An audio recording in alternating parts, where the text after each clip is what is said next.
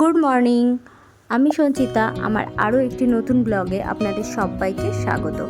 আজ হলো বৃহস্পতিবার, সকাল বাজে 7:30। তো ঘুম থেকে উঠে বাসি কাজ সেরে ওপরে বাল্য সেবা দেওয়া হয়ে গেছে। এরপরে আমাদের জন্য চা বসিয়েছি, আর ওদিকে দুধ দিয়ে প্রোটিন পাউডার বাবুকে দিয়ে দেবো, কারণ বাবুর আজকেও কিন্তু এক্সাম আছে। আজকে বেঙ্গলি এক্সাম, আজকে হলো এক্সামের সেকেন্ড ডে। তো ওকে দুধ দিয়ে এটা অল্প করেই দেবো, 1 কাপ মতন, কারণ গ্লাসে দিলে খাবে না। তো এই যে প্রোটিন পাউডারটা খাই না, এরকম থাকে। তো যেদিন যেদিন ওর মুড ভালো থাকে তো খায়। তো আজকে যেমন খাবে বললো তাই দিলাম। আর এই দিকে আমরাও চা নিয়ে নিয়েছি সকালে, এবার চাটা বিছানায় বসেই খাচ্ছি। এই যে সকালে এইগুলো দেখো কেচে ধুয়ে মেলে দিয়ে গেছিলাম, ক্লিপ দিইনি, এত রোদ্দুর, মনে হয় এতক্ষণে শুকিয়েও গেল। এই যে স্নান করে জামা কাপড় আমার। তো ভাবো গাছগুলোর কত কষ্ট হচ্ছে, এই রোদ্দুরে জল দিতে হবে। আর গাছে কিছু ফুল হয়েছে, ওগুলো পেরে নিয়ে আসি চলো। যেখানে কত গোলাপ, এখান থেকে একটা গোলাপ নেব। এই গোলাপটার হবে না।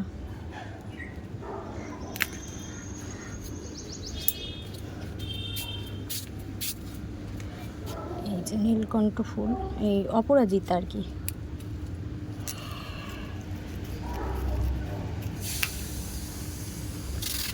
আজকে হ্যাঁ, আজকে শুধুই অপরাজিতা হয়েছে, অনেক নীলকণ্ঠ হয়নি। নীল অপরাজিতাটা হয়নি, এটা অ্যাকচুয়ালি নীলকণ্ঠ না, নীল অপরাজিতা। আস্তে করে ছিটতে হবে।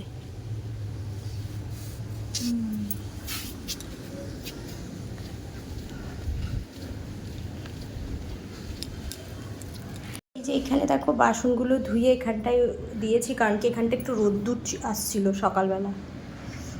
যে এখানে দেখো গণেশ, লক্ষ্মী আর এই যে গোপাল, সবাইকে বসিয়ে নিয়েছি পিতলের থালায় স্নান করাবো করে। তো স্নানের জল রেডি করে নিই আগে। তো এরকম দেখো গোপালকে স্নান করানোর জন্য আগে এরকম একটা পেতলের পাত্রের মধ্যে এরকম ফুলের কুচি দিয়ে নিচ্ছি। তো তারপরে গোপালকে বসিয়েছি, আর গোপালের জন্য স্নান করানোর জন্য একটা বাটিতে জল আর ফুল, ওর মধ্যে নিয়ে নেব তুলসী পাতা আর একটু অগুরু দিলেই কিন্তু মানে গোপালের জলটা রেডি হয়ে যাবে। আর জলটাকে পুরো ওং নমো ভগবতে বাসুদেবায় নমো, ওং নমো ভগবতে বাসুদেবায় নমো, ওং নমো ভগবতে বাসুদেবায় নমো, এরম করে 3 বার বলে কিন্তু গোপালকে খুব সুন্দর করে স্নান করিয়ে নিলাম। আর এইভাবে স্নান করালে যে এত ভালো লাগে কি বলবো। তো ভীষণ সুন্দর লাগে এরকমভাবে স্নান করাতে। তো এইভাবেই কিন্তু একটু ভালোভাবে মানে দেবতাদের স্নান করালে আমার মনে হয় তারাও খুশি হয়ে যায়, আর আমাদেরও বেশ ভালো লাগে, মনটা শান্তি লাগে। তো ওই কারণেই বলি যে বৃহস্পতিবার পুজোটা করতে বেশ সময় লাগে, বা সময় ধরে কিন্তু এবারে অগুরু, জল আর তার মধ্যে কিন্তু একটু ফুলের কুচি দিয়ে, আবারও লাল ফুলের কুচি দিয়ে কিন্তু মা লক্ষ্মীকে একদম স্নান করে নিলাম। এদিকে প্রদীপ একটুখানি জোকার দিয়ে স্নান করে নিলাম। আর এরকমভাবে সুন্দর করে একটুখানি ফুল দিয়ে পাত্রটা সাজিয়ে নিয়েছিলাম, দিয়ে সুন্দর করে স্নান করে নিলাম।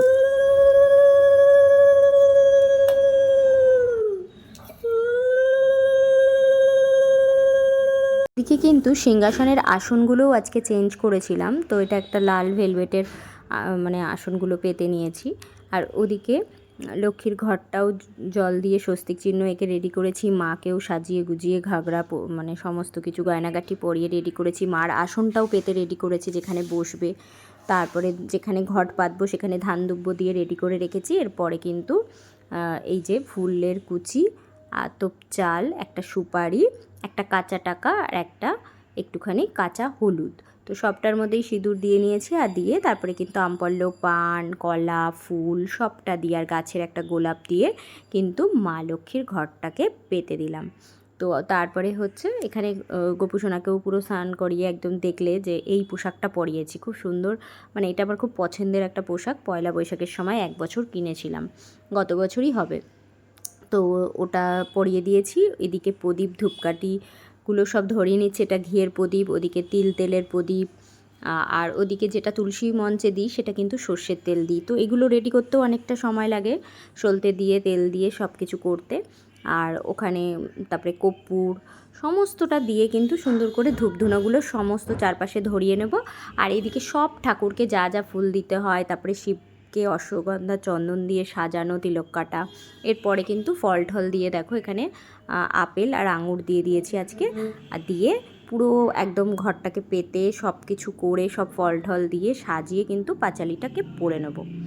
তো পাঁচালি পরে এই যে পুজো পুরো কমপ্লিট। এবার প্রসাদটা নামিয়ে নিয়ে যাব, আর ঠাকুরঘর কিন্তু একদম পরিষ্কার করে রেখে এরপরে নিচে চলে যাব। ছেলের তো এখন এক্সাম দিতে নিয়ে যেতে হবে, কারণ আজকে বেঙ্গলি এক্সাম। তো ওকে নিয়ে স্কুলে পৌঁছে দিয়ে ফেরার পথে আমি একটু বাজার করে ফিরলাম। তো কিছু ফল, সবজি, মাছ সব নিয়ে আসলাম। তো ফলটা যাতে মাছের সাথে না লাগে তাই রিক্সায় এরকমভাবে টানিয়ে নিয়ে চলে আসলাম। আর হাতে এত ভারী হয়ে গেছিলো, তো রিক্সা ছাড়া উপায় ছিল না। আর এত রোদ্দুর উঠেছে কি বলবো আর, ওর জন্য ছাতা মাথায় করে মানে ওইভাবে আসা যায় না, তাই রিক্সা করেই আসলাম। তো এই যে এখানে দেখতে পাচ্ছ সব রকমের সবজি নিয়ে এসেছি, ইঁচড় নিয়ে এসেছি, তো চিংড়ি মাছও নিয়ে এসেছি। তো চিংড়ি মাছগুলোকে ছাড়িয়ে ভালো করে ধুয়ে বেছে নুন হলুদ মাখিয়ে রাখলাম। আর ওদিকে হচ্ছে আজকে শিলে বেটে পোস্ত, তারপরে একটুখানি মশলা, টমেটো, জিরে, আদা, লঙ্কা সবটা দিয়ে খুব ভালো করে আর কি ইঁচড় চিংড়িটা কিন্তু রান্না করলাম। আর রান্না করে এই যে রান্নাঘরটাকে পুরো পরিষ্কার করে নিয়েছি, ঘরবাড়ি একদমই পরিষ্কার। আর তার আগে সকাল থেকে তো ঘরবাড়ি পরিষ্কার ছিলই, আর এই রান্নাটা করার পরে রান্নাঘরটাকে পুরো পরিষ্কার করেই কিন্তু আমি ছেলেকে আনতে যাব।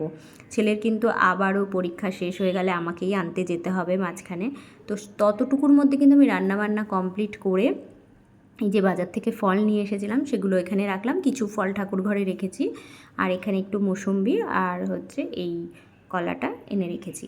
তো তারপরে এই যে ছেলেকে আনতে চলে গেলাম ঝটপট করে। এবার আনতে যাওয়ার সময় দেখলাম যে টোটো স্ট্যান্ডের ওখানে এরকম বজরংবলীর মন্দির আছে। তো বজরংবলীর মন্দিরে আজকে বৃহস্পতিবার কিসের পুজো হচ্ছে আমি জানি না, বীর হনুমানের আর কি। তো আমি একটুখানি প্রণামী দিয়ে নমস্কার করে চলে আসলাম। প্রচণ্ড ভিড় ছিল, অঞ্জলি দিচ্ছিল সবাই। তো আজকের দিনে কী ছিল আমি সত্যি জানি না, কিন্তু গেলাম, ভালো লাগলো। আর বজরংবলী মন্দিরটাও কত সুন্দর সাজিয়েছে দেখলেন। তো তারপর ছেলেকে নিয়ে বাড়িতে ফিরলাম। অনেকটা দেরি হয়ে গেছে, এখন প্রায় 1:30 মতন বাজে।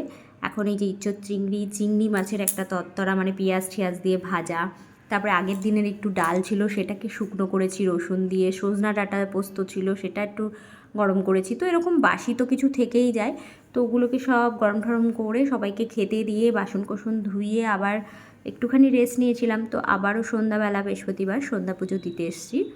তো এরকম সমস্ত প্রদীপ টদীপ ধরিয়ে লাস্টে ঘিয়ের প্রদীপ আর ধূপটা যেটা সেটা দিয়ে কিন্তু আরতি করে নিচ্ছি সব ঠাকুরের, খুব ভালো করে একদম শান্ত মনে।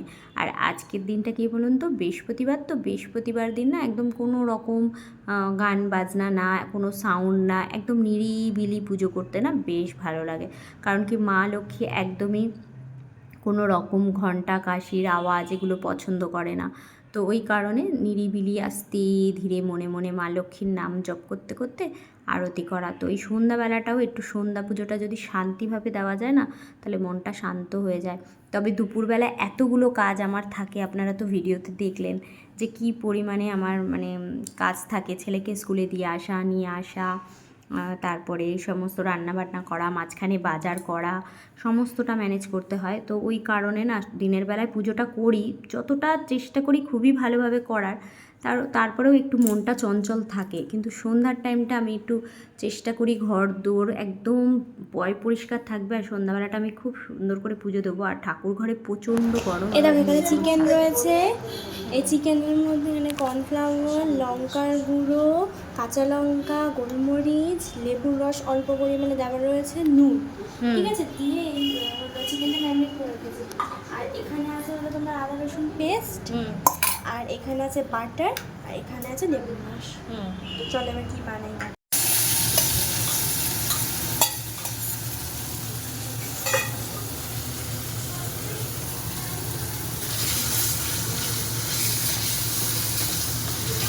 আর একটু চিকেন দিয়ে না ভালো।